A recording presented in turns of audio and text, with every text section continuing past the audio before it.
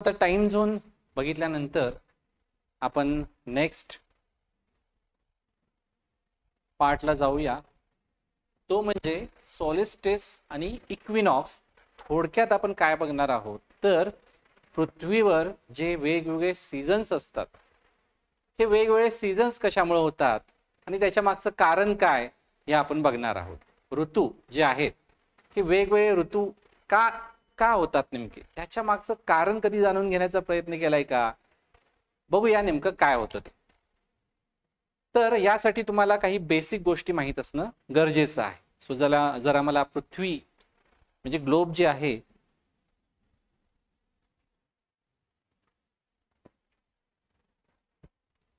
ही पृथ्वी मी घेतली. आता काही बेसिक गोष्टी तुम्हाला माहीत असलं पाहिजेत. पृथ्वी आपल्याला रोटेट होताना दिसते, स्वतःभोवती फिरते, स्पिनिंग होते. स्वतःभोवती फिरण्या कुठून कुठल्या बाजूला फिरते तर सूर्य आपला पूर्वेला उगवतो, पश्चिमेला मावळतो.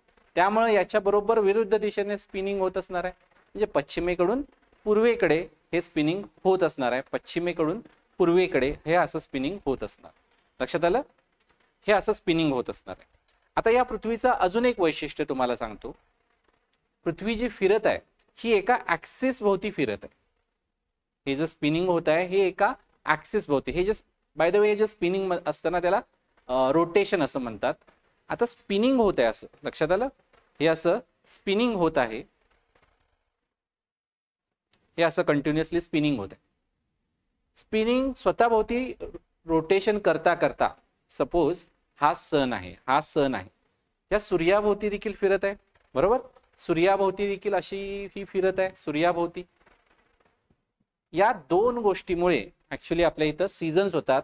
आता हे सीझन्समुळे फक्त हे गोल गोल फिरल्यामुळे होत नाहीत, तर याला कारणीभूत काय आहे तर स्वतःभोवती तर फिरत आहेच, त्याचबरोबर सूर्याभोवती देखील फिरत आहे. आणि फिरताना हा जो ऍक्सिस आहे, हा ऍक्सिस हा जो टिल्ट झालेला आहे, तुम्ही बघता ही पृथ्वी अशी आहे, पृथ्वी अशी आहे, दिसत असेल तुम्हाला पृथ्वी अशी आहे. हा जो ऍक्सिस आहे हा ऍक्सिस असा टिल्ट झालेला आहे, दिसतो तुम्हाला? सॉरी, असं टिल्ट झालेला दिसतो, टिल्ट झालेला हा ऍक्सिस टिल्ट झालेला आहे. आता हा ऍक्सिस जो टिल्ट झालाय हा कसा नेमका फिरतो हे अगोदर जाणून घेऊया. सन आहे हा, तुम्ही सन समजा. ओके, हा सन सूर्य आहे. सूर्याभोवती फिरताना हा ऍक्सिस नेमका कसा राहतो ते बघूया. हा ऍक्सिस असा राहिला, हा असा राहतो का? हा ऍक्सिस असा कायम या बाजूला तोंड करून राहत नाही, हा ऍक्सिस असाच तिरकसच राहतो. पृथ्वी कुठेही येऊ दे सूर्याभोवती फिरताना, या पॉइंटला असू दे किंवा या पॉइंटला असू दे, हा जो ऍक्सिस आहे हा अँगल असतो 23.5 डिग्रीचा हा, आणि ही जी प्लेन आहे ऑर्बिटल प्लेन 66.5 डिग्रीचा हा अँगल असतो. हा अँगल कुठेही जाऊ दे गोल फिरताना, इथं जरी असलं म्हणजे या पॉइंटला जरी असला तरी तुम्ही बघा हा ऍक्सिस हा असाच राहणार. इथं जरी असला तर हा ऍक्सिस असाच राहणार, इथं जरी असला हा ऍक्सिस असा राहणार. कुठेही येऊ दे हा जो अँगल आहे हा ऍक्सिस असाच राहणार. आणि ऍक्च्युली यामुळे आपल्याला वेगवेगळे सीझन्स एक्सपिरियन्स करायला मिळतात. आता कसे मिळतात तर सिंपल मी एक्सप्लेनेशन तुम्हाला सांगतो आणि त्याच्यानंतर आपण काय करूया याचं ॲनिमेशन बघू. सिंपल, लक्ष द्या पूर्ण. इकडे बघा, सूर्य इथं आहे. आता सूर्याकडे तुम्ही बघाल किंवा तुम्ही म्हणजे तुमच्या बाजूला सूर्य आहे तर तुम्ही बघाल की इकडून असा प्रकाश या वरच्या गोलार्धात पडलाय. तुम्हाला गोलार्ध माहित आहे, मध्ये असा इक्वेटर असतो. बरोबर, इक्वेटर विषुववृत्त असतं. वरती आहे तो नॉर्थला आहे तो आपला उत्तर गोलार्ध आणि खाली जो आहे तो दक्षिण गोलार्ध, northern hemisphere and southern hemisphere, हे दोन गोलार्ध आहेत. आता ज्यावेळी सपोज तुमच्या बाजूला सन आहे असा गेला, सो हा जो आहे हा भाग, हा उत्तर गोलार्ध, हा सूर्याकडे जास्त तोंड करून असणार. तुम्ही बघू शकता आहे ना, सूर्याकडे जास्त तोंड करून हा असणार. किंवा मी असं घेतो, हा पार्ट सूर्याच्या जवळ असणार, थोडक्यात जवळ आहे. आणि हा असा फिरत फिरत आल्यानंतर इथं आल्यानंतर सूर्याचा कुठला भाग जवळ आहे हो? दोन्ही तर समानच प्रकाश मिळणार ना. इथं गेल्यानंतर तुम्ही बघू शकता हा जो गोलार्ध आहे पुढचा हा सूर्याच्या जवळ असणार. लक्षात आलंय? इथं गेल्यानंतर म्हणजे बरोबर समोर इथं सन आहे सपोज, परत अगेन सेम दोन्ही गोलार्ध असं काय पुढचा गोलार्ध पुढे असणार नाही, कुठचा गोलार्ध मागे असणार नाही. आणि इथं आल्यानंतर परत एकदा उत्तर गोलार्ध पुढे असणार आहे. आता एक लक्षात घ्या, हा जो फिनॉमिना आहे, ही जी गोष्ट आहे, सूर्याभोवती फिरायला 365 दिवस लागतात. सूर्याभोवती फिरायला 365 दिवस लागतात. आता हे जे 365 दिवस लागतात, हे 365 दिवस नेमके कसे लागतील? तर पहिली गोष्ट, एक दिवस असा येईल ज्या दिवशी हा दक्षिण गोलार्ध हा एकदम असा पुढे असणार आहे. बरोबर 4 भाग झाले ना 12 महिन्यांचे, म्हणजे 3-3 महिन्याचे. 3 महिन्यानंतर हा इक्वल पार्ट असणार पुढे, परत 3 महिन्यानंतर हा दक्षिण गोलार्ध पुढे असणार, आणि परत 3 महिन्यानंतर दोन्ही भाग समान अंतरावर असणार आहेत. तर यामुळे ऍक्च्युअली सीझन्स कसे होतात हे थोडंसं तुम्हाला समजून घ्यायचं असेल तर आपण काय करूया, की तुम्हाला मॅप पण थोडंफार समजून येईल बघा.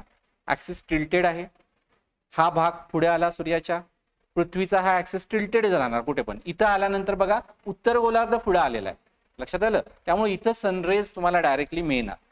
इथं गेल्यानंतर दोन्ही भाग आणि इथं गेल्यानंतर देखील दोन्ही भाग समोर समोर आहेत, त्यामुळे आपल्याला इथं पृथ्वीच्या दोन्ही गोलार्धाला समान प्रकाश मिळणार, लक्षात आलं. आता यामुळं नेमकं काय होतं हे आपण एका ॲनिमेशन मधून चांगलं आपल्याला समजेल. तर पृथ्वी ही स्वतःभोवती फिरत ऍक्सिस जो आहे हा टिल्टेड आहे, हे मी तुम्हाला सांगितलं. हा झाला आपला ऍक्सिस ऑफ अर्थ. हा तुमचा नॉर्थ पोल, हा तुमचा साऊथ पोल. नॉर्थ पोल हा साऊथ पोल.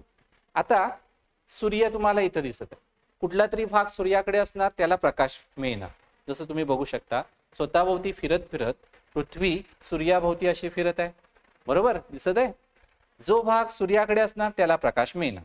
फिरायला बरोबर आपल्याला 365 दिवस लागतात.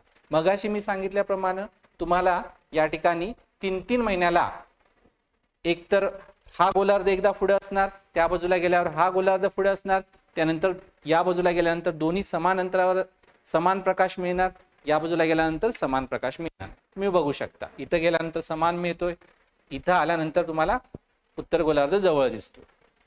आता इथं बघा, हा जो पार्ट आहे तर तुम्ही बघू शकता इथं दोन्ही गोलार्धाला समान प्रकाश मिळत आहे. दोन्ही गोलार्धाला समान प्रकाश मिळत आहे, लक्षात आलं.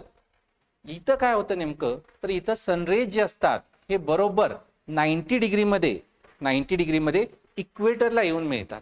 कुठे येतात? 90 डिग्रीमध्ये परपेंडिक्युलर कुठे येतात? इक्वेटरला येतात. इथं बघूया आपण इक्वेटरला नेमके कशी येतात आणि किती तारखेला येतात. 21 किंवा 22 मार्चला बरोबर सनरेज जे आहेत हे इक्वेटरला 90 डिग्रीमध्ये येतात. इक्वेटरला 90 डिग्रीमध्ये येतात, लक्षात आलं. यामुळे काय होतं, निम्मा भाग हा तुम्हाला प्रकाशात दिसतो, निम्मा भाग तुम्हाला अंधारात दिसतो, लक्षात आलं. निम्मा भागामध्ये प्रकाश आहे, निम्म्या भागामध्ये अंधार आहे. 12 तासाचा दिवस आणि 12 तासाची रात्र असते. इक्वल नाईट इक्वल डे म्हणून याला इक्विनॉक्स असं म्हटलं जातं. आणि 21 तारीख आहे त्यावेळी स्प्रिंग असतो म्हणून याला स्प्रिंग इक्विनॉक्स असं म्हटलं जातं, लक्षात आलं.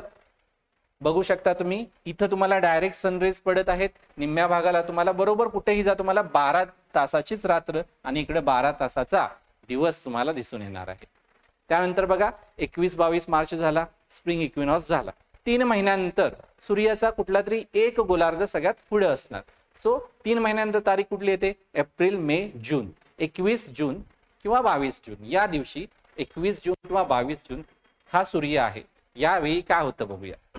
तर हा जो पार्ट आहे सूर्य या बाजूला आहे, दक्षिण गोलार्ध आपला पुढे आला सूर्याच्या. त्यामुळे काय होतं, इथं तुम्ही बघू शकता ही जे आहे हे कर्कवृत्त आहे. हे जे आहे हे तुमचं इक्वेटर विषुववृत्त, हे जे आहे हे कर्कवृत्त, हे तुमचं मकर वृत्त. याच्यावर 90 डिग्रीमध्ये इथं प्रकाश डायरेक्ट मिळतो. 90 डिग्रीमध्ये तुम्हाला सनरेज पडतात. त्यामुळे तुम्हाला या उत्तर गोलार्धाला जास्त सूर्यप्रकाश मिळतो. यामुळं यावेळी उत्तर गोलार्धात लेंथ जी असते डेची ही जास्त असते ऍज कम्पेअर्ड टू दक्षिण गोलार्ध. जास्त उष्णता मिळते म्हणून या ठिकाणी तुम्हाला ऑब्व्हियसली मोठा दिवस आहे, जास्त उष्णता मिळत आहे म्हणून तुम्हाला या ठिकाणी समर एक्सपिरियन्स करायला मिळतो, लक्षात आलं. समर एक्सपिरियन्स करायला मिळतो कधी? 21 जून किंवा 22 जून हा वर्षातला उत्तर गोलार्धामध्ये सगळ्यात मोठा दिवस असतो. त्यानंतर बरोबर 3 महिने याला समर सॉलिस्टिस असं म्हणतात. 21 जूनला काय म्हणतात? समर सॉलिस्टिस. त्यानंतर 3 महिन्यानंतर जुलै, ऑगस्ट, सप्टेंबर, 21 किंवा 22 सप्टेंबर यावेळी काय होतं बघा, आता हा भाग पार्ट आलाय ना, आता दोन्ही भाग समोर येणार. या बाजूला सूर्य, या बाजूला आहे, दोन्ही भागाला समान मिळणार. म्हणजेच बरोबर जो इक्वेटर आहे आपला विषुववृत्त, इथं सूर्यकिरण 90 डिग्री मध्ये येणार. त्यामुळं बरोबर इकडं 12 तासाचा रात्र असणार आणि इकडे 12 तासाचा दिवस असणार आहे. लक्षात आलं? लक्षात आलं? इथं असणार, या बाजूला पडणार. सो 12 कुठेही जा, तुम्हाला 12 तासाचा दिवस आणि 12 तासाची रात्र. आता ही तारीख तुमची 21 सप्टेंबर होती. याला म्हणायचं इक्वल डे, इक्वल नाईट. आणि हे तुमचं ऑटम मध्ये होतं म्हणून याला ऑटम इक्विनॉक्स असं म्हणतात उत्तर गोलार्धामध्ये. आता 3 महिन्यानंतर काय होणार? तुमचा इथं होता अगोदर, इकडे गेला आणि आता ह्या बाजूला, म्हणजे हा पुढे येणार ना, दक्षिण गोलार्ध पुढे येणार. दक्षिण गोलार्ध पुढे आला म्हणजे दक्षिण गोलार्धाला जास्त सूर्यप्रकाश मिळणार, जास्त मोठा दिवस असणार आहे. बरोबर ना? बघू शकता या ठिकाणी तुम्ही 90 डिग्री मध्ये तुम्हाला सूर्यकिरण कुठे पडणार? तर ह्या मकर वृत्तावर पडणार. कुठे पडणार? ट्रॉपिक ऑफ कॅप्रिकॉर्नवर पडणार. त्यामुळं या ठिकाणी तुम्हाला विंटर सॉलिस्टिस दिसून येणार. म्हणजे तुम्हाला सूर्य एका ठिकाणी स्टील दिसणार. या दिवशी तुम्हाला 0 शॅडो दिसणार. म्हणजेच या दिवशी तुम्हाला विंटर सॉलिस्टिस कुठं? या भागातल्या उत्तर गोलार्धातल्या लोकांना, आणि खालच्या गोलार्धातल्या लोकांना समर सॉलिस्टिस असणार. सो इथं तुम्हाला बघू शकता, या भागात, खालच्या भागात इथं 24 तास दिवस असतो. 24 तास दिवस असतो आणि इकडे 24 तास रात्र असते. नॉर्थ पोलला, साऊथ पोलला 24 तास दिवस असतो. लक्षात आलं?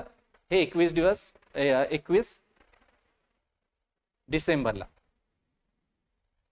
ओके. सो यामुळे काय होतं, आपल्याला वेगवेगळे सीझन्स एक्सपिरियन्स करायला मिळतात. कारण जो गोलार्ध सूर्याकडे जवळ असणार आहे, जो गोलार्ध सूर्याच्या जवळ असणार आहे, त्या ठिकाणी तुम्हाला, थोडक्यात जो गोलार्ध सूर्याच्या जवळ असणार आहे तिथं तुम्हाला समर एक्सपिरियन्स करायला मिळणार, आणि जो गोलार्ध लांब असणार त्या ठिकाणी तुम्हाला विंटर एक्सपिरियन्स करायला मिळणार. त्यानंतर जर दोन्ही भागांना समान प्रकाश मिळत असेल तर त्यावेळी तुम्हाला वेगळा त्या ठिकाणी एक्सपिरियन्स सीझनचा मिळेल. आता एक लक्षात घ्या, पृथ्वी टिल्टेड आहे म्हणून तुम्हाला हे एकदा हा गोलार्ध पुढे येतो, एकदा हा गोलार्ध पुढे येतो, बरोबर. पण जर ही टिल्टेड नसती तर काय झालं असतं? तर ही अशी सरळच फिरत राहिली असती ना. म्हणजे सगळीकडे 12 तास दिवस आणि 12 तास रात्र एक्सपिरियन्स करायला मिळाली असते. म्हणजे या ठिकाणी सीझन आपल्याला एक्सपिरियन्स करायला मिळाले नसते. सीझन काय एक्सपिरियन्स करत आहे आपण? कारण या गोष्टीमुळे की जी अर्थ टिल्टेड आहे अशी फिरताना, म्हणजे तुम्हाला परत एकदा दाखवतो, इथं असले तर तुम्हाला हा भाग जवळ दिसतो, दक्षिण गोलार्ध. इथं असल्यानंतर सन माझ्याकडे आहे समजा, तर तुम्हाला दोन्ही भागांना समान प्रकाश मिळणार. इथं आल्यानंतर उत्तर गोलार्ध जवळ असणार. लक्षात आलं? यामुळं जो गोलार्ध सूर्याच्या जवळ असणार त्या ठिकाणी तुम्हाला समर एक्सपिरियन्स करायला मिळणार, आणि जो लांब असणार त्या ठिकाणी तुम्हाला विंटर एक्सपिरियन्स करावा लागणार. याच्या तारखा महत्वाच्या आहेत. तारखा कोणत्या आहेत? तर पहिली म्हणजे 21 जून. आपल्यासाठी, आपण उत्तर गोलार्धात आहे भारत, 21 जून सगळ्यात मोठा दिवस. कर्कवृत्तावर सन जो आहे तो डायरेक्ट परपेंडिक्युलर पडतो. कधी? 21 जूनला. 21 जूनला कर्कवृत्तावर पडतो. आणि बघा सूर्य कसा होतो, जास्तीत जास्त कर्कवृत्त आणि मकर वृत्त यांच्या दरम्यानच असतो. कर्कवृत्तानंतर तो खाली जायला सुरुवात करतो, खाली जात आहे म्हणजे त्याला आपण म्हणतो दक्षिणायन. म्हणजे 21 जूनला दक्षिणायन सुरू होतं. लक्षात आलं? याला आपण कर्क संक्रांती असं देखील म्हणतो. त्यानंतर 21 जून झाला, 21 किंवा 22 सप्टेंबरला परत बघा, पृथ्वी दोन्ही भागाला समान प्रकाश मिळणार, इक्वल डे आणि इक्वल नाईट असणार. म्हणून याला सप्टेंबर आहे त्यामुळे ऑटम किंवा फॉल इक्विनॉक्स असं म्हणतात. त्यानंतर 3 महिन्यानंतर 3 महिन्यानंतर पृथ्वी आपली इथं आली. म्हणजेच कुठला भाग जवळ आला बघा, हा तुमचा दक्षिण गोलार्ध जवळ आला. दक्षिण गोलार्ध जवळ आला म्हणजे आपण उत्तर गोलार्धात आहे.